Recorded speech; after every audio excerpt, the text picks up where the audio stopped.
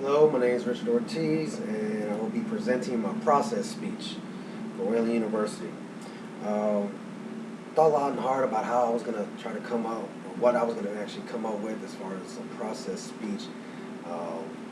Really couldn't think of anything as far as what I was good at. Thought about maybe trying to see how to the process of learning how to play the guitar. Considering I have a guitar, it's been years since I even made an attempt to learn to play, and I really don't know how. So that option was out. Next, I'm trying to be silly, try to do something fun, like survival tips to survive a zombie apocalypse. Fortunately, that's been done to death, no pun intended. But the fact that you Google it, there's literally thousands of videos on how to survive a zombie apocalypse. And considering the fact that no one's really survived a zombie apocalypse, I don't think anybody can be an expert on that, besides from what you see on TV, so I left that one alone. So I thought long and hard, tried to figure out a process that I need, or something that I could do that goes on with my life. Unfortunately, for myself and my family, we need a new computer. Our laptops are getting old. It'd be easier for me, and my family to use for whatever projects we have going around. So I came up with, how to figure, tips on how to decide on getting a new computer. 3 simple steps. The first one would be, what are you getting the computer for? What's the intended use for it? Are you a gamer? Are you someone that spends hours at night gaming, eating Hot Pockets, drinking Monsters, playing video games all day and night? If that's the type of person, a gaming system like Alienware, which are supposedly good for gamers. They love that type of system that helps them with the gaming. It comes with all the memory and the formats and all the computer space and stuff that they need to game. So that's one way. If you want to use it for music, or if you're type person that likes to take a lot of photographs.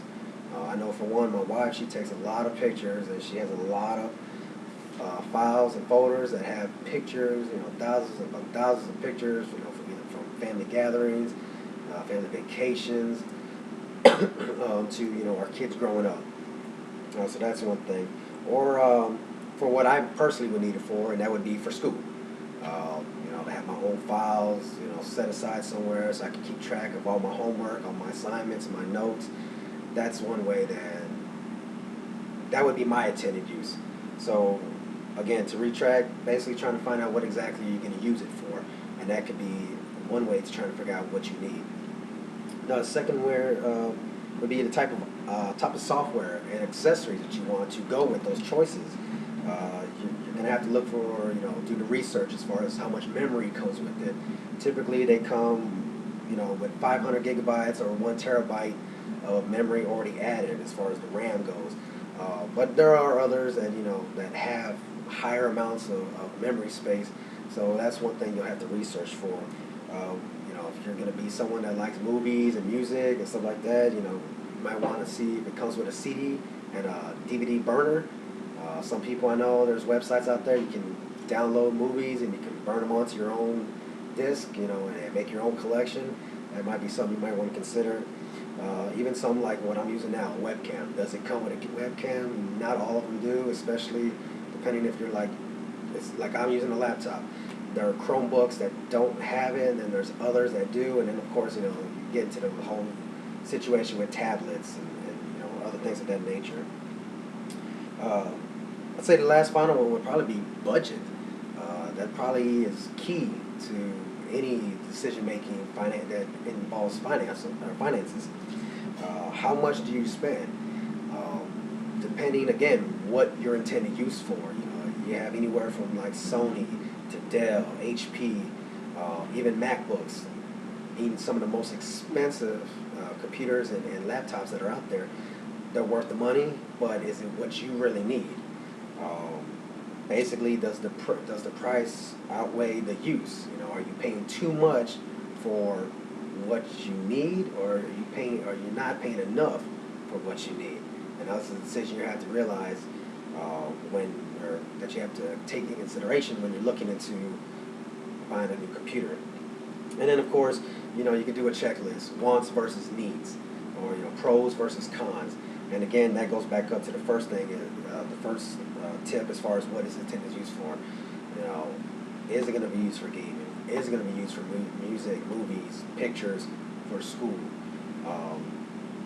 Little tips like that can help you decide. And make sure you shop around, check online, go to the actual store. Definitely don't buy it at the first place you look for it. Shop around, browse, do window shopping. You see one that you like at one store, check it out at another store. It might be a little bit cheaper. You might get some kind of a discount. Someone like myself, I'm always looking for that military discount that'll help me decide, where I'm gonna go. And that would be basically it. Those are 3 simple tips. I'm sure there's other people out there that have other examples or even other ways of trying to figure out a way that you can buy a laptop. Again, it comes back all to what your intended use for, type of materials, accessories, software that you want, how much you're willing to spend. I hope this speech helps you out, and thank you, and hope you enjoyed it.